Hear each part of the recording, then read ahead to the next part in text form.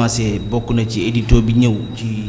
loi d'amnistie bi nga xam ni yaakaar naa séance de plénière bi dañ ko door tey 10 heures jotee foofu ci assemblée nationale. voilà ñu gis ni peut-être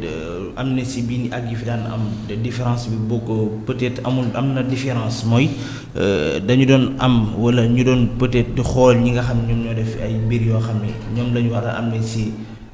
yoon dal seen kaw wala yoon xam peut-être ñoom la ñu def ak yu demee noonu mais bii dañoo gis ni loi d'amnistie bi am na lu fi jaar muy manifestation yi ñi nga xam ne faat nañ leen ba léegi nii xamaguñu ñi leen faat. waaw Khalifa ñi ñu faat xamaguñ ku leen faat te it bu ñu dugalee loi bi bu jàllee li édito bi ñëw ci waxtoom te moo di ni kenn bu mu ci waxati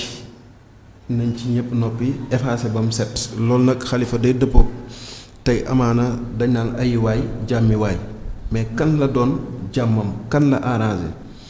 kan la loi bi nga xamante ni nii tey bu jàllee Khalifa day doon loi boo xamante ni nii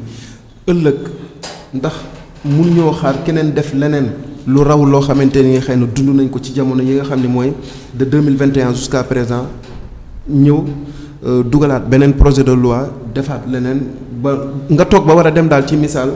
dugal loi amnistie effacé lépp loo fi defoon moo tax Khalifa il fallait que ñu saxal dëgg saxal justice boobu nag mooy ñi ñàkk seen bakkan ay sénégalais lañ ñi yàqule ay sénégalais lañ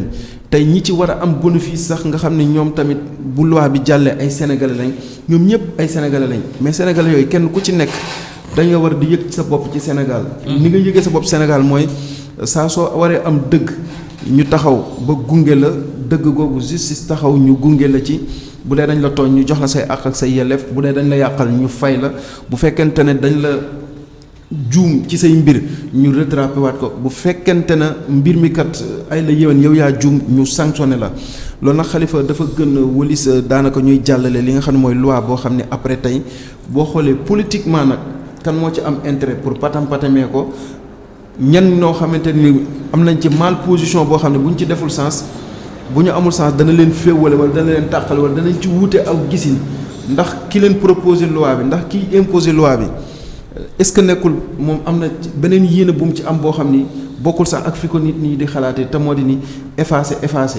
politiquement est-ce que jógul tey pour am ñu mu féewale suñ koy jàngat parce que dina am ñoo xam ne arrangé na leen dinañ ko bëgg a voté am ñoo xam ne arrangé wu leen duñ ko bëgg a voté am ñoo xam ne ay la yéwén dinañ ci taxaw di signe fang ba xam ñi nga xam ne tey da leen di arrangé ban tànk lañ ciy taxawee ak nun ciy doxalee ci bii la loi muy loi boo xam ne daal Khalifa li ñu bëggoon moom ay la yéwén ñu retiré ko continuer enquête yi nga xam ne tey doomi sénégalais yi ñàkk seen bakkan ñu leeral ñi leen faat. ba mu doon leçon ëllëg manifestation bu fi amatee te constitution bu Sénégal garanti ko kenn du fi tiireeti di faat benn doomu aadama. voilà le coup est déjà parti.